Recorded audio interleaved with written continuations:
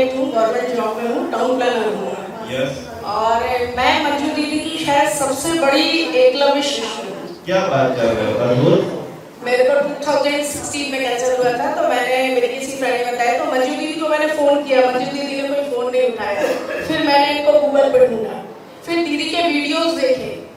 Videos देखने के बाद मैंने 45 वाला शो, उससे पहले मुझे भक्तांबर का संस्कृत नहीं आता था, हिंदी भक्तांबर पढ़ती थी, पर मंजू दीदी का वो वीडियो सुन के अपनी बेडरूम की दीवार में भी चिपकाने के बाद वो मैंने अपने आप को वैसा हीलिंग करना सीखा। दीदी जैसे, दीदी के बहुत सारे मैंने वीडियोस देखे, उससे अपने आप को इंस्पायर हुई और सीखा। फिर ध्यान सागर महाराज जी के से मैंने जूम पर ही भक्तांबर सीखा। जब दीदी मेरे को पहली बार मिली तो शायद दीदी बताएंगी कि मेरे आंसू ही नहीं रुक रहे थे भोपाल में मिली मैं।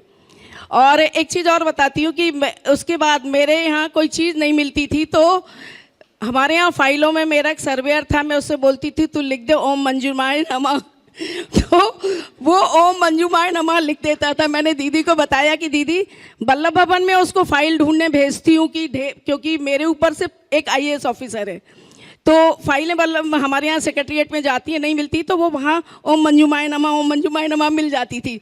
जिस दिन फाइल मिलती थी मैं उस दिन दीदी को फिर फ़ोन करके मैसेज करती थी कि दीदी आपके नाम से वो फाइल मिल गई है। और मैं अपना बताऊं कि मैंने 45 श्लोका में सिर्फ जैनियों को ही नहीं हीलिंग दी। मैं ये नहीं बोलती हूँ किसी को कि आप अपनी मेडिसिन बंद करो। मैं मानती हूँ भक्तांबर एक सपोर्टिव मेडिसिन है, एक ड्रगलेस थेरेपी है जिसमें कोई ड्रग्स नहीं खानी है, इसके कोई साइड इफ़ेक्ट्स नहीं होंगे, पर यह आपको सपोर्ट करेगी। कैंसर पेशेंट को सबसे ज़्यादा मानसिक सपोर्ट की ज़रूरत होती है, सबसे ज़्यादा, क्योंकि कैंसर नाम सुनते यदि पेशेंट वो नहीं है तो खुद रोना शुरू कर देता है और सारा परिवार आसपास अरे बेचारी, अरे ये, अरे वो, और लोग तो कि कर्मों की वो हो रही है, इस तरह से बोलना शुरू करते हैं। तो जो भी मुझसे मिलता है, पूछता है, मैं बहुत, क्योंकि गवर्नमेंट जॉब में हूँ तो बहुत नहीं देती, पर मैं बोलती हूँ मैं आपको सिखा दूंगी, आप अपने लिए मैंने नॉन जैन तक को, इवन मैंने मुस्लिम को सिखाया। मेरे ऑफिस में मेरी अकाउंटेंट है, उसकी चाची को हुआ कैंसर, उसने बोला मुझे सीखना है, तो मैंने कहा सबसे पहले नॉनवेज छोड़ना होगा, आप नॉनवेज खाएंगी तो मैं नहीं सिखाऊंगी। कहले नहीं, नॉनवेज में तो सबसे ज़्यादा प्रोटीन होता, वो तो बहुत जरूरी। मैंने कहा मैं अपना श्लोक ऐसे मुख को तो दूंगी नहीं जो नॉनवेज खाएगा।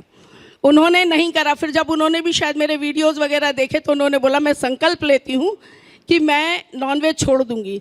मैंने उनको 45 वाला श्लोक सिखाया, बोलना सिखाया, पढ़ना सिखाया, और उनको भी 4th स्टेज का कैंसर था और बीच में मैं उनके घर भी गई, मिलकर भी आई और सिखाया उनको पूरा ढंग से कि आपको कैसे करना है, कैसे विधि से करना है, मीठा छोड़ दो, ये कर दो, और वो बिल्कुल ठीक हो गई हैं और आज स्वस्थ हैं।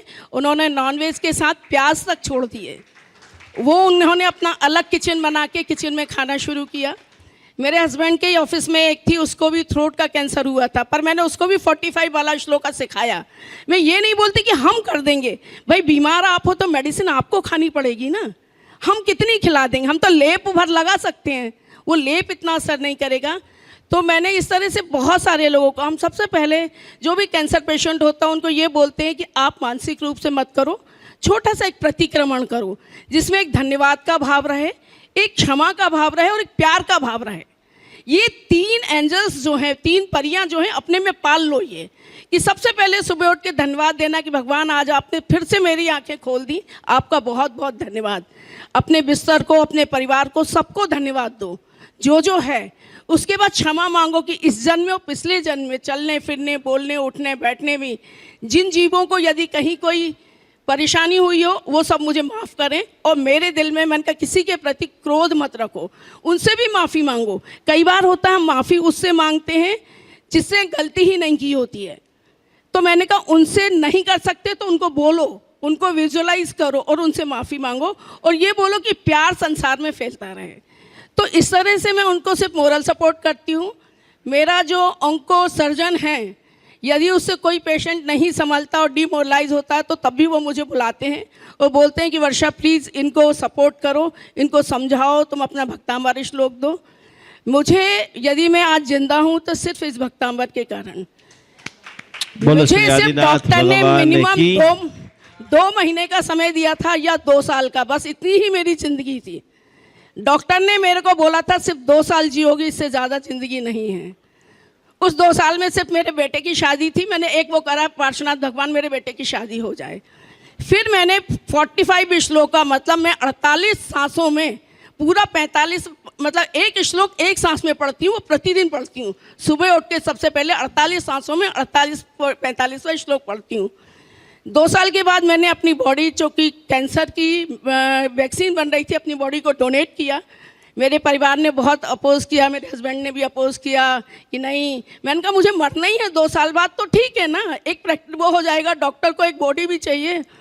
तो चूँकि मेरे पास बाय बर्थ किडनी भी एक है, तो डॉक्टर ने मुझे लिखवाया कि आपकी डेथ भी हो सकती है और 99% ये आपको जो मेडिसिन दी जाएगी, आपको 2 साल आप पे एक्सपेरिमेंट किया जाएगा। मैंने कहा डॉक्टर साहब जो होगा देखा जाएगा।